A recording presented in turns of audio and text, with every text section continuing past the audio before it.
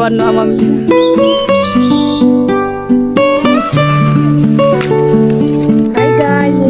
channel भगर किने आयो सबजना सन्चै हुनुहुन्छ होला म पनि एकदमै आरामै छु अनि गुड मर्निङ फ्रम धारापानी हजुरलाई थाहा नै छ हिजो चाहिँ हामी धारापानी आइसक्यौँ पर्बाङबाट माथि चाहिँ मेरो त्यो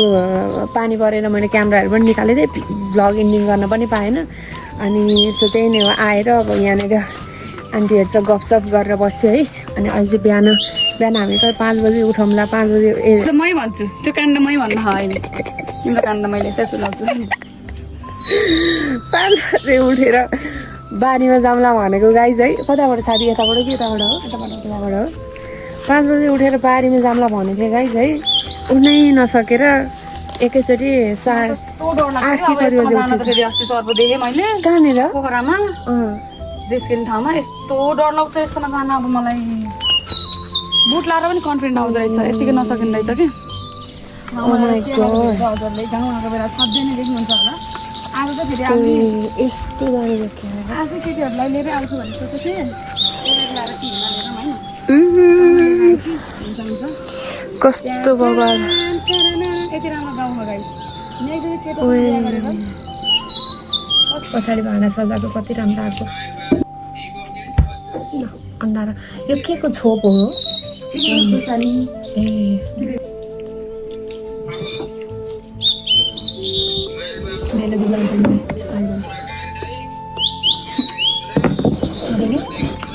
नचिनेको देखेँ यस्तो खानु गर्थ्यो वेट लस जर्नीमा एउटा दुइटा खालको हो आन्टीले खानु मैले खाइहाल्छु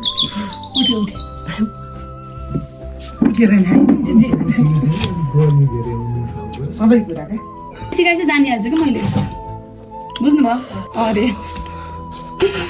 वान डेमा हो कति मिनट टिक्न सकिन्छ त्यहाँ भन्ने हो सिमीको पनि हालत खराब भयो जस्तो यहाँ सिमी भिजाडै रोपेर पनि गर्मी रहेछ क्या आजकल त गाउँमा नि गाइस आन्टीले नलग्देर हामी आफै गएर जम्मै अर्काको मुखै भाँचेर आएको रे हामी त्यही हो ढेले रेडी नि कसम ढेले त पोखरा जाँदा त गाइस दुला र बाबाले चिन्नुहुन्न के काम गरिहे अन्डा खान्छे डाइट एकदम पुरुन्न ल अब फर्काऊ अब कामै हेर्न त उता त अलि लाउँछ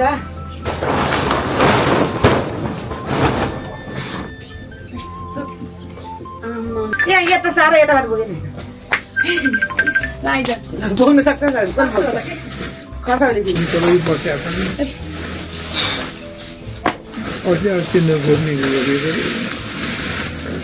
पानी सार्न पाएको छैन सबै त्यो दिलमा राख डोको आज अलिक घटिया कहाँ राख्ने मम्मी तिम्रो हेर त्यही हो बिस्तारै छोड यत्रो बोक्नुहुन्छ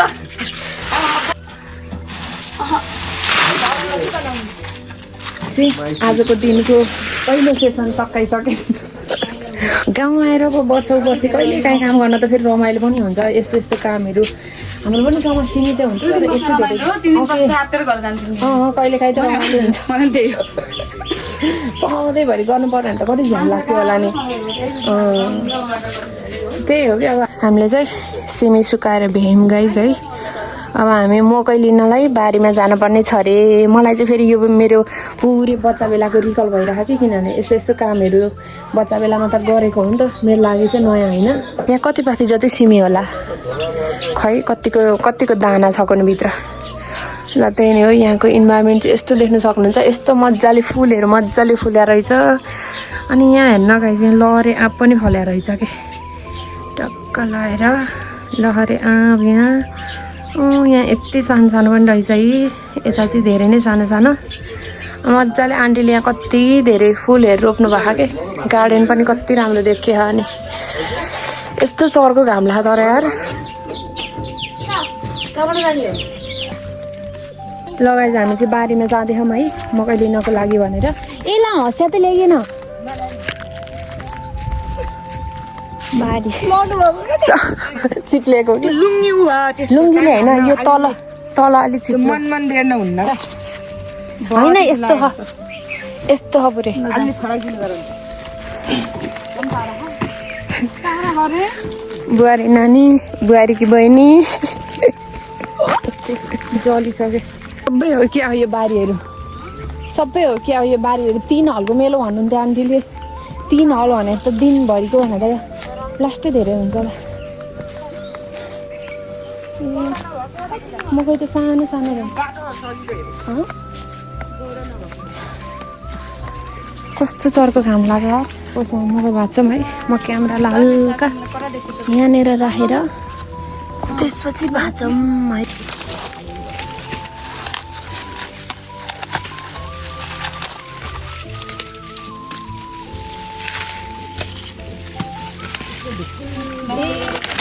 या बाउला त डेन्जरै पाक्छ नि बाउला नलाएर मैले फेरि फुल बाउला नलाएर मकैको उसले भाँचिन्छ त यार भात के हुनु अहिले बाबुले डाक गरेर पछि भाँचिने हो चाहिँ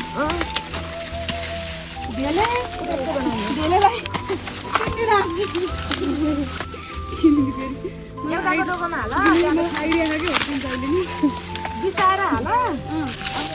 आइडिया पुरानो भइसक्यो अब हो मम्मीको कुरा ठिकै हो कि तिमीलाई जति आइडिया भयो नि मम्मीको कुरा ठिकै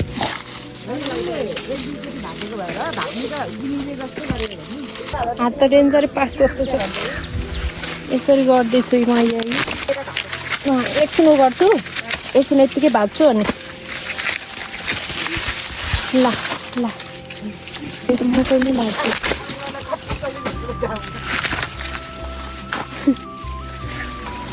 मलाई चाहिँ एकदमै धेरै पहिला धेरै वर्ष अगाडिको याद आइरहेको गाई चाहिँ यति धेरै वर्ष पछाडि मैले यो मकै भाँचेको कि कुरै छोड्दिनँ मैले 9-10मा पनि खासै काम गरेको थिइनँ कि गाइज मैले यस्तो हुन्थ्यो मेरो दिदीहरू धेरैजना थियो नि त अनि म घरमै बस्थेँ अनि तर काम गर्न रहर लाग्थ्यो कि मलाई पहिला दिदीहरूले कहिले घर कुर्न राखिदिन्थ्यो घर कुर्न रहर ला बेलामा चाहिँ काम गर्न मन लाग्ने बेलामा चाहिँ घर कुर्न राखिदिन्थ्यो ओ के हो यो त सबै भाँच्यो यार ल माऱ्यो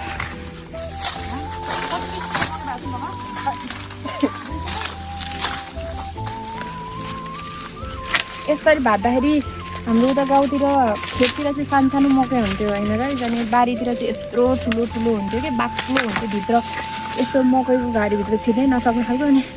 एकचोटि मेरो यो भाँच्नलाई खै के नजानेर यो यस्तो भाँच्दाखेरि यस्तो भित्र हात छिरेर यस्तो डेन्जर हात काटेर है कस्तो धेरै काटेको मेरो हात एकचोटि पहिला अनि यस्तो यो भाँच्नलाई अलिक खै के भयो यताउता हात यता यो मकैको यस्तो घोगा भाल्दाखेरि मिलेन भनेदेखि त हात डेन्जर काट्छ नकिने दिदीको काम धेरै भयो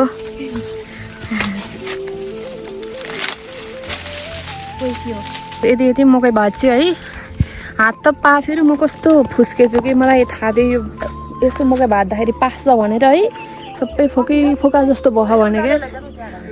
यस्तो गर्मी मकैको यो घारीभित्र कति गर्मी हो सासु बुहारीले ल्याउँदै हुनुहुन्छ है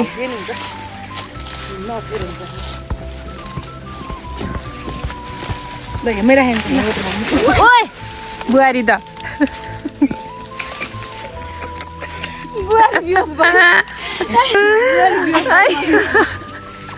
मलाई घामबाट मुर्ला पसिना कति आएको आन्टीलाई कति पछाडि बोक्यो कि नाम्लो अलि थोरै अगाडि हो ल गाइस अब उठ्दैछ सुरक्षा ल ठिकै छ होइन पछाडि तान्ने रहेछ यार पछाडि तान्छ यसरी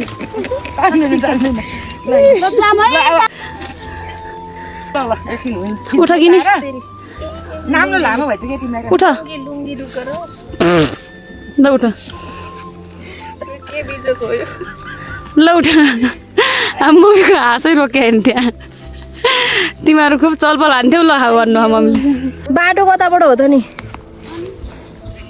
आम्मा हत्तेरी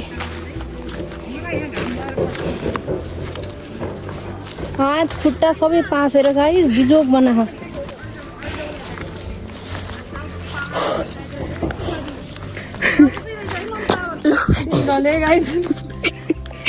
गर्ने भयो केटीहरूले लु हामी अगाडि जाने हो र लास्टै पसिना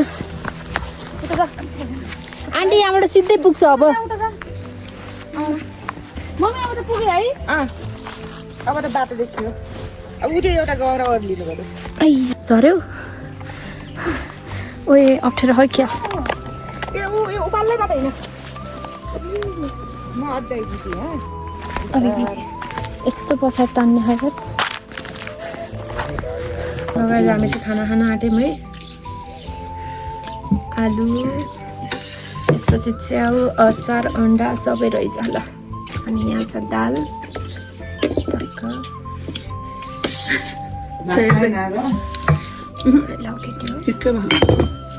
यो क्यामेरालाई उल्टो पल्लो छेउमा राखिदिन्छौ साथी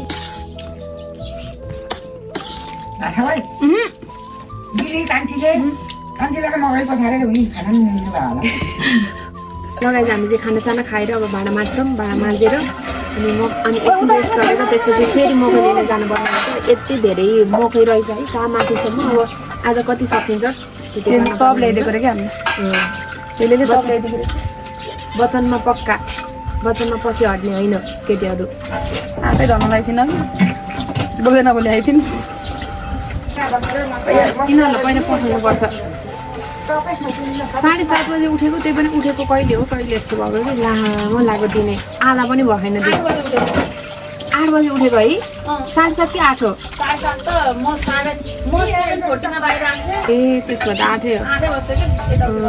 त्यही कस्तो लामो लाग्यो कि दिने तर भर्खर 11 बज्यो खोइ बज्यो 11 11:30 12 बजे पनि आधा घन्टा नानी एकछिन पुग्यो उनीहरूलाई पहिला पठालौँ होइन म बस्ने यस्तै छ गाइस मलाई नि एउटा मस्काउने चिजले चाहिँ नानीतल चाहिँ पखाल त्यो यो तपाईँको हालत भएको चाहिँ ल त्यो राख्ने त्यो भाँडा मस्काको भाँडामा राख्ने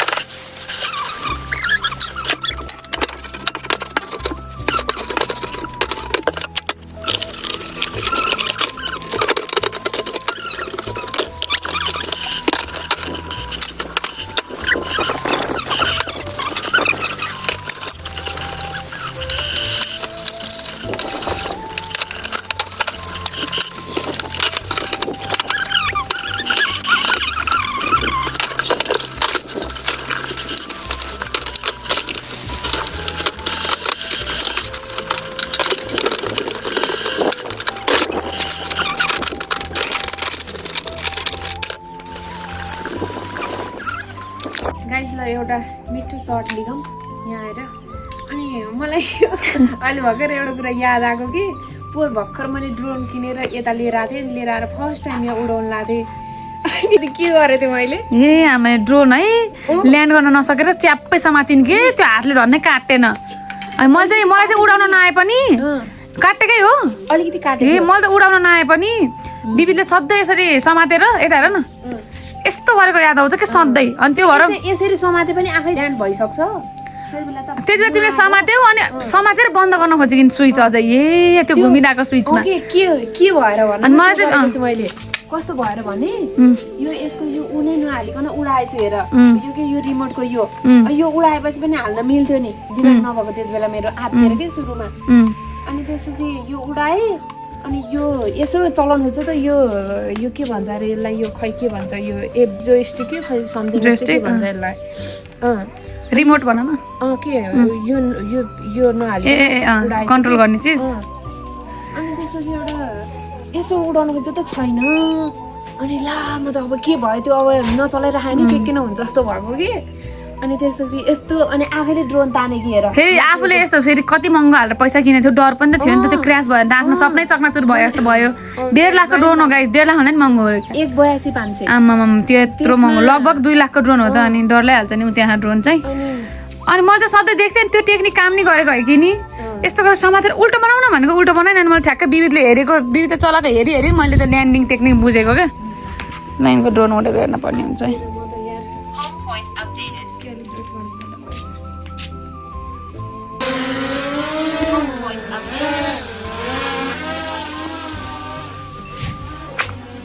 यस्तरी हेर्ने यहाँ जीवनबाट चाहिँ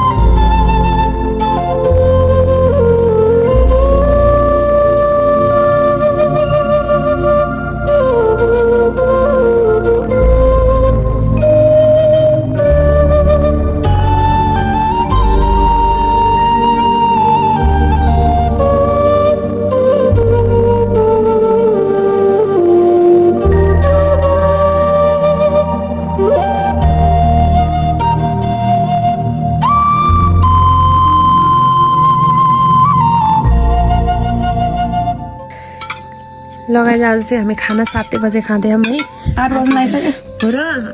ए 7 बज्दै भयो 6 भनेको हाम्रो खानामा छ आलु दाल मासु दुध अचार सबै अन्डा मात्र छुट्टो छ नभए एकैचोटि सब मासु र अन्डा चाहिँ एकैचोटि खान हुन्न भनेर मासु भन्छन् तर मासुमै पनि त अन्डा हालेर पकाउँछन् नि यार मेरिनेट गर्दा विदेशतिर नेपालमा त किन पस्ने है सबै जे खाइन ल केटी हो चियर्स साइन्टिफिक रिजन त हुन्छ होला क्या तर हो कि पहिला जे कुरामा पनि हुन्न भने हुन्न भनेको कुरामा जहिले पनि एउटा न एउटा कुराहरू भइ नै राखेको